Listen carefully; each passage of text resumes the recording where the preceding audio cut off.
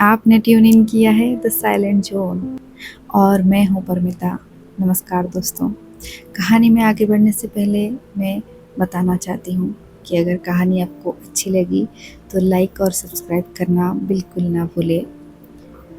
आज की कहानी है मालती जोशी जी की कहानी, इच्छाओं का अनंत आकाश। चलिए शुरू करते हैं। किसका फ़ोन था? मैंने पूछा।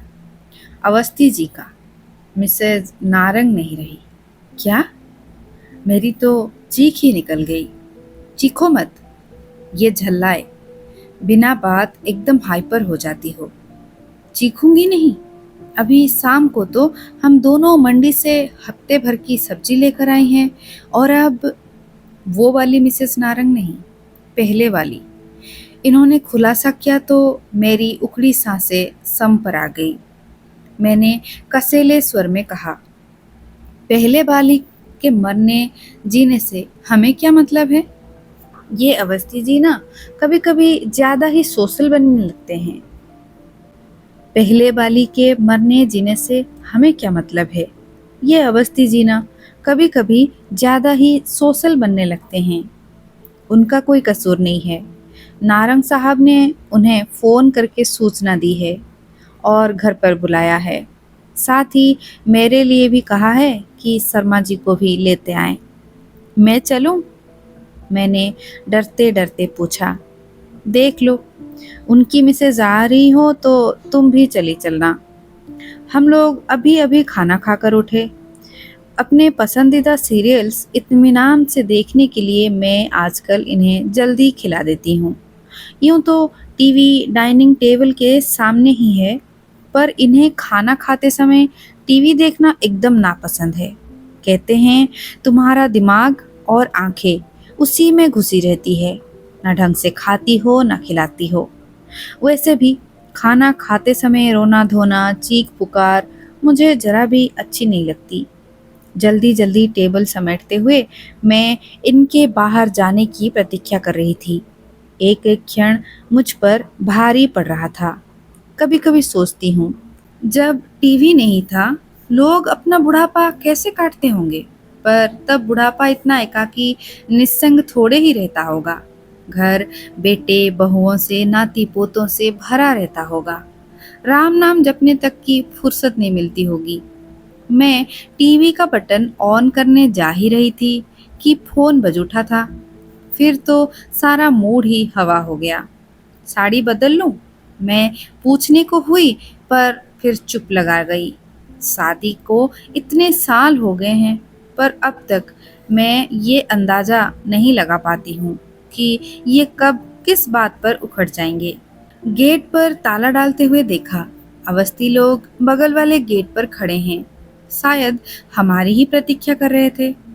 ठीक तो है, ऐसे मौकों पर अकेले जाने की हिम्मत नहीं पड़ती। कोई साथ हो तो अच्छा रहता है। यही तो असमंजस और भी ज्यादा था। जिस औरत को कभी देखा नहीं, जाना नहीं, उसी के पुरसे में जाना पड़ रहा है। गेट पार कर हम बरामदे में पहुंचे। डरते डरते बेल का बटन दबाया। नारंग साहब शायद इंतजार ही कर रहे थे। दरवाजा फौरन खुल गया और वे हमें भीतर लिवा ले गए। भीतर अजब नजारा था। 3-4 लोग बैठे थे, पर सन्नाटा पसरा हुआ था। नारंग साहब ने समय जाया नहीं किया। उस स्तब्धता को भंग करते हुए परिचय की औपचारिकताएं पूरी की। 2 उनके साले थे, एक साड़ू भाई और बुजुर्ग से सज्जन मामा ससुर थे। फिर हम लोगों की ओर मुखातिब होते हुए बोले, ये लोग मेरे पड़ोसी ही नहीं, परम मित्र भी हैं। मैं चाहता हूँ आप अपनी बात इनके सामने ही कहें। मैं अपना जवाब भी इन लोगों के सामने ही देना चाहूँगा।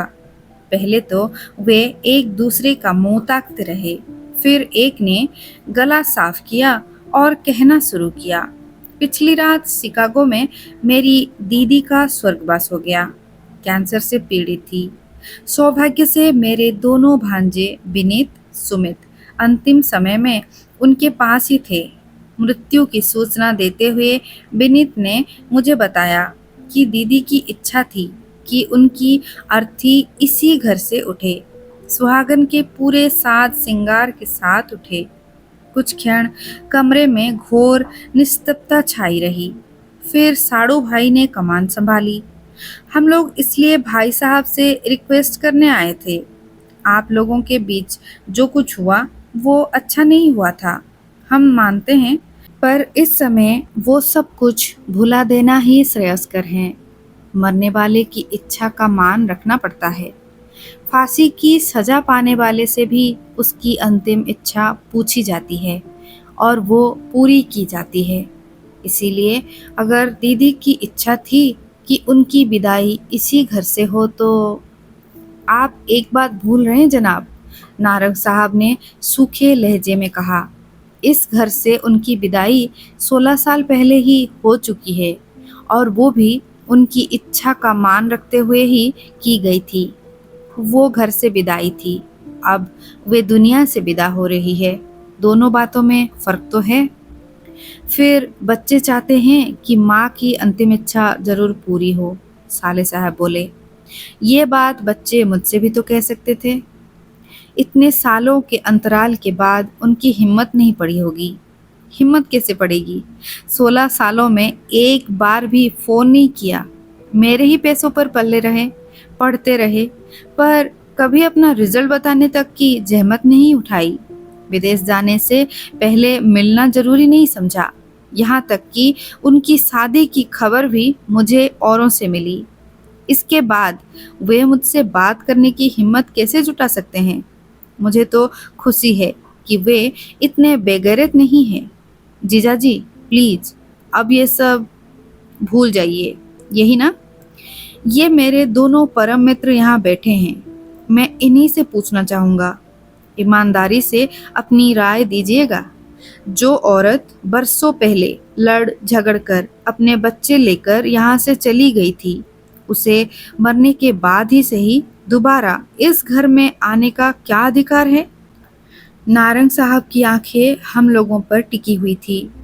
उन आंखों में प्रश्न तो था ही, पर एक आक्रोश भी था, आग भी थी, बेहद एकाकीपन भी था। पहली बार मुझे कमरे में मिसेस नारंग की अनुपस्थिति का भान हुआ। वैसे उनका इस समय यहाँ होना बेहद अप्रासंगिक भी था। मैं सोच रही थी इस समय उन्होंने अपने आप को किस कमरे में बंद किया होगा। कानों पर हाथ दिए वे कहाँ छिपी बैठी होंगी। आप लोग कुछ तो बोलिए। लंबी प्रतीक्षा के बाद मिस्टर नारंग ने कहा। हम लोगों ने सिर उठाया। अवस्थी जी ने गला साफ किया और बोले, नारंग साहब, अगर आप इजाज़त दे तो मैं इन लोगों से एक प्रश्न पूछना चाहूँगा। मिस्टर नारंग ने स्वीकारोक्ति में सिर हिला दिया, बोले कुछ नहीं। अवस्थी जी फिर आगंतुकों से मुखातिब होकर बोले, मैं एक बहुत ही कड़वी बात कहने जा रहा हूँ और उसके लिए पहले से ही माफ़ी मांग लेता हूँ। भगवान हमारे नारंग साहब को लंबी उम्र दे, पर मान लीजिए बात ठीक इससे उलट होती। हमारे मित्र को कुछ हो जाता तो क्या आपकी दीदी अपने सुहाग चिन्ह उतार देती, वैराग्य ले लेती? उनकी बात पूरी भी नहीं हो पाई थी कि मिस्टर नारंग उठकर भीतर चले गए। हम लोगों को तो जैसे सांप सूंघ गया। अवस्थी साहब, ये आप, इन्होंने कहना चाहा पर चुप हो गए। सॉरी यार, इनका मंतव्य समझकर अवस्थी जी बोले, दरअसल जो मैं कहना चाहता था शायद ठीक से कह नहीं सका। थोड़ी देर बाद नारंग साहब भीतर से नमूदार हुए। उनके हाथ में जरी वर्क वाला एक पर्स था। उसे साले को सौंपते हुए बोले, अभी अवस्थी जी ने सुहाग चिन्हों की बात की तो मुझे याद आ गया। मैडम जाते समय ये सारी चीज़ें मेरे मुंह पर फेंक कर चली गई थी। शादी की कोई याद, कोई चिन्ह वे अपने साथ नहीं रखना चाहती थी। अब मरने के बाद उन्हें सुहागन बनने का शौक चढ़ाया है, तो ये रख लो, अपनी बहन का मन भरकर श्रृंगार करना। पर जीजाजी, दीदी की इच्छा इस घर से विदा होने की थी। तो क्या तुम्हारी दीदी की ही इच्छा सर्वोपरि है? मेरी इच्छाओं का कोई मोल नहीं है? क्या मृत्यु उसे सारी आरोपों से बरी कर देगी? वे अनगिनत पल जो मैंने अकेले गुजारे हैं, उनका हिसाब कौन देगा? दो दो बेटों के होते हुए भी मैं निस्संतान बुढ़ापा काट रहा हूँ। ये जवाबदेही किसकी है? भाई लोग तो इस आक्रामक रवैये से खौफ खाकर चुप हो गए थे, पर मामा जी बोल पड़े, बेटा, तुम्हारी तरह वो भी अकेली ही थी और अंत तक अकेली ही रही। नहीं, वो कतई अकेली नहीं थी। नारंग साहब ने एक एक शब्द पर जोर देते हुए कहा, वो कतई अकेली नहीं थी। उसके बेटे उसके साथ थे और अंत तक थे। और अगर आपका इशारा मेरे दूसरे विवाह पर है, तो जान लीजिए, अकेलापन भी कभी कभी बर्दाश्त से बाहर हो जाता है। आदमी उसे बांटने पर मजबूर हो जाता है। ऊपर बच्चे आपसे बात करें। साले ने एक अंतिम कोशिश की। नो। उनका ये नो इतना स्पष्ट था, इतना निर्णायक था कि उन लोगों ने फिर कोई बात नहीं की। चुपचाप सब उठ गए। शिष्टाचार बस हम लोग भी खड़े हो गए, पर उन्हें दरवाजे तक छोड़ने कोई नहीं गया। नारंग साहब भी नहीं। उनकी गाड़ी जब तक गेट पार करके चली नहीं गई, तब तक हम लोग वैसे ही खड़े रहे, मौन, अबिचल, जैसे किसी शोक सभा में श्रद्धांजलि दे रहे हो। सॉरी, नारंग साहब ने दोनों मित्रों के कंधों पर हाथ रखते हुए कहा। सॉरी, आपको इतनी रात कष्ट दिया, पर उन लोगों को अकेले झेलने की हिम्मत मुझ में नहीं थी। सॉरी क्यों कह रहे हैं? ये तो आपका अधिकार है। आप जब चाहे निसंकोच हमें बुला भेजें। हम लोग हमेशा आपके साथ हैं। अच्छा चलें, टेक केयर। और हम लोगों ने भारी मन से अपने घर की राह ली। रात भर नींद नहीं आई। वो अनदेखी अनजानी औरत बार बार रूप बदलकर सपनों में आती रही। समझ में नहीं आ रहा था कि जिस घर को वो बरसों पहले छोड़ गई थी, उसके प्रति इतना मोह क्यों? जिस पति के लिए मन में इतना तिरस्कार था, उसके नाम से फिर मांग भरने की जिद क्यों? क्या ये प्रतिशोध का कोई नया तरीका था, या कि पछतावे की प्रतिक्रिया थी, या कि मन के किसी कोने में अब भी पति के लिए प्रेम दुबका बैठा था? सच, मानव मन एक गुफा की तरह है। उसका और छोर पता ही नहीं चलता। 8 साल पहले इस बंगले में आना हुआ था। यूं भी बंगलों में अड़ोस पड़ोस नाम मात्र को होता है, यहाँ तो एकदम ही शून्य था। बाईं तरफ वाले बंगले में एक कंपनी का गेस्ट हाउस था। दाईं तरफ नारंग साहब रहते थे, जो तलाकशुदा थे। मुझे इतनी कोफ्त हुई थी कि बता नहीं सकती, लेकिन नारंग साहब के साथ इनकी अच्छी पटरी बैठ गई थी। दोनों रोज सुबह घूमने जाते, शाम को ब्रिज का खेल जमता। वहीं अवस्थी जी से परिचय हुआ, जो 4-5 बंगले छोड़कर रहते थे। जब पुरुष वर्ग अपने खेल में मग्न होते, मिसेस अवस्थी अपनी बोरियत दूर करने मेरे पास आ जाती। हम लोगों में अच्छा बहनापा हो गया। फिर एक दिन सुना कि नारंग साहब शादी कर रहे हैं। तर्क बितर्कों की जैसे बाढ़ सी आ गई।